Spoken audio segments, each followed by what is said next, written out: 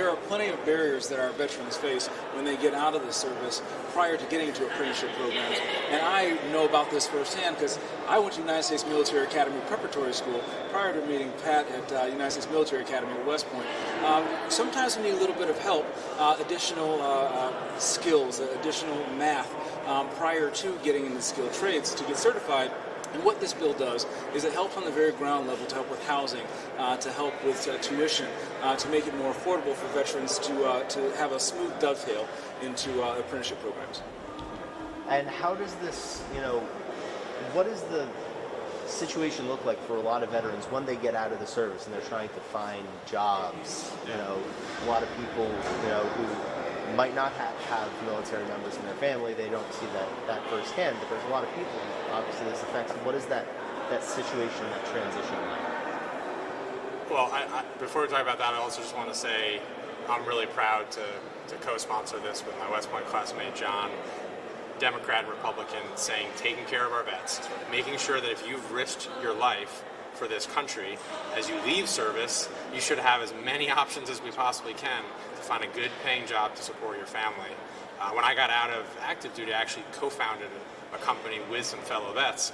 We trained over 100 veterans in skills that would get them good paying jobs, most of which didn't require a college degree. One of the reasons I'm so excited about this is this expands the options for vets who may say, I don't need to go to college, I can make good money in whatever sector now, and this lets them use the benefits they've earned to do that. So I really applaud you, John, for doing this. And look, this is a really stressful time. You're leaving a structured world where you knew your job, you were taken care of, you had your brothers and sisters in arms, and now you're kind of on your own. So it's our job as Americans, especially members of Congress, to make sure that transition is smooth and that our brothers and sisters that we serve with are supported. Mm-hmm. And with the bill itself, how would, I know you mentioned that it'll support, where the funding come from, and what would the veterans' experience of applying for these benefits and getting into it look like? Yeah, there are approved programs through the Department of Labor that there have been hurdles and barriers for even qualifying for the apprenticeship program. We want to tear down those barriers. This is a part of satisfying our commitment and our promise to those who've put their lives on the line in defense of our nation.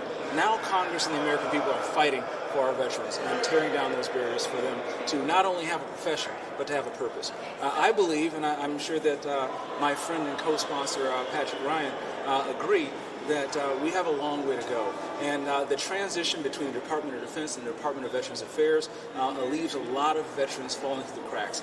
This is just one hand, one rope, one ladder to help one of our brothers and sisters who may have fallen through the cracks, to get them back up and at least give them another option to be able to provide for themselves. Again, not just profession, but purpose. And it's an honor to partner with my colleague, Congressman and friend, making sure this is a reality.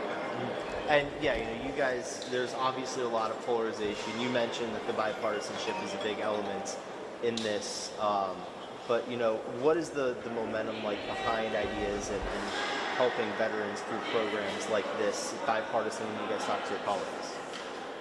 I am optimistic. I think supporting our vets is one of maybe the last areas in today's very divisive politics where we can all agree, and where there's room to build coalitions across generations, across party, across the country.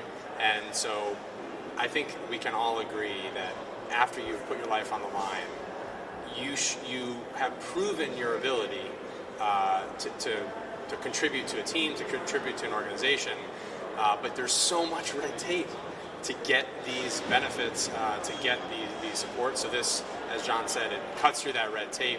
And I think if there's things we can agree on, it's cutting through red tape and bureaucracy, supporting our veterans, and growing our economy too. I mean, in my area of upstate New York, we got a lot of vets that want to contribute to growing the economy. This will unlock and unleash more growth in our economy.